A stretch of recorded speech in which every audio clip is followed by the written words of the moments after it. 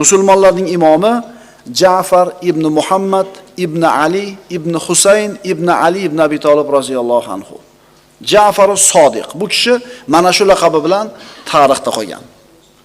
Ko'pchiligimiz Ja'far as-Sodiqni Ali roziyallohu anhuning zurriyoti ekanligini bilamiz, ammo bu kishini Abu Bakr Siddiq roziyallohu anhuga ham nasl nasabda ulanishidan xabarimiz yo'q.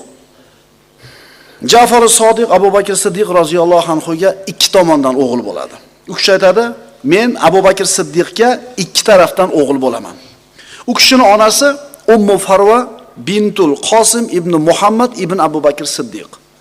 Ya'ni Abu Bakr Siddiqning o'g'li Muhammad tomonidan farzand bo'ladi, ona tomonidan.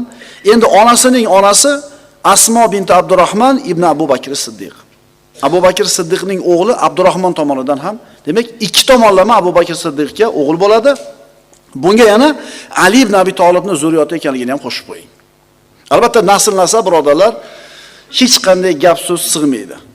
Bir tomondan Muhammad alayhisalomga Ali ibn Abi Talibga bog'lanyapti.